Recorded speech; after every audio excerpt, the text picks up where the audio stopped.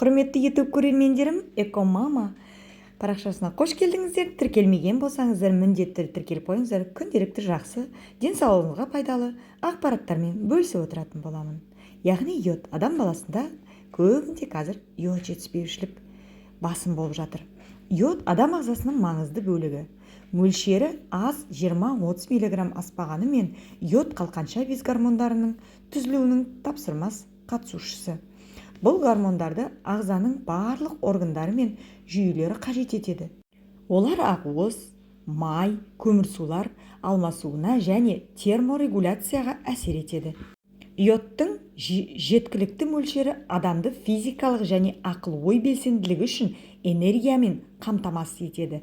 Ағзаның өсуіне, дамуына және жасушалардың қалпына келуіне ықпал етеді. Йодтың тапшылығы болмағанда адам өзін сергек, өмірлік күшке толы, сау және көңілді сезінеді. Сонымен қатар, йодтың ақыл-ой дамуына тікелей әсер ететіндігіне ғылыми дәлелденген. Йод тапшылығының белгілері. Йод тапшылығының бірнеше белгілері бар. Оларды қабылдауға және есте сақтау ыңғайлы болу үшін топтарға біріктіруге болады. Эмоциялық, иммундық тапшылық, ісіну, гинекологиялық, кардиологиялық және гематологиялық. Денсаулығыңыз бен ағзаңызды бақылай отырып, жақындап қалған проблеманы дер кезінде анықтап, оның алдын алудың шұғыл шараларын қабылдай аласыз. Йод тапшылығының эмоциялық белгілері тобына мыналар жатады. Нақты кісіге тән емес тітіркенгіштік, ұмытшақтық, зейіннің және реакцияның нашарлауы, ұзаққа созылған депрессиялық жағдай, өмірлік тонустық төмендеуі, ұйқышылдық және ағзаның жалпы әлсіздігі. Иммундық тапшылық тобы бір басты белгіні қамтиды. Иммунитеттің әлсіреуі және соның салдарынан инфекцияларға, суық тию ауруларына ерекше бейімділік және созылмалы аурулардың дамуы. Ақырында адамда йод тапшылығының ең айқын белгілерінің бірі зобтың өсуі. Бірақ бұл үдемелі аурудың белгісі. Йод тапшылығы несімен қауіпті? Ұлғайып келе жатқан зоб жақын маңдағы органдарға қысым жасай бастайды.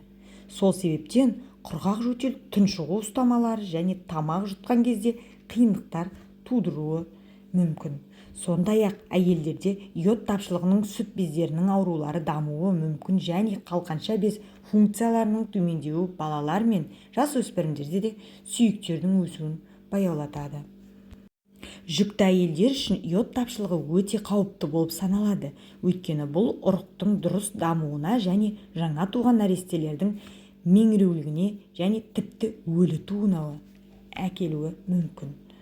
Йод тапшылығының алдын алу, онымен қалай күресуге болады? Дүниежүзілік денсаулық сақтау ұйымы физиологиялық, яғни жасына байланысты микроэлементті йодты тұтынудың тәуліктік нормаларын белгілеген.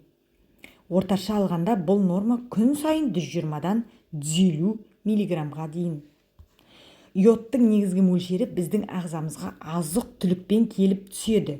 Ең көп концентрациясы теңіз балығында, теңіз өнімдерінде, теңіз балдырларында және майларында.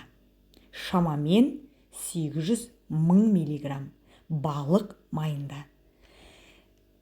Құрметті менің көрермендерім, денсаулықтарыңызды күтіңіздер. Бұл йод жетіспеушілік деген өте қиын, ойлау қабілетіңіз төмендейді. Жалпы бұл өзімнің басымнан өткен, және де өзіңізді күтіңіздер. Балық өнімдерін, теңіздің өнімдерін көп жей беріңіздер. Сонда денсаулықтарыңыз керемет болады. Сіздер де ауруды жеңесіздер, мен сияқты. Рахмет, каналыма тіркелмеген болсаңыздар тіркеліп қойыңыздар.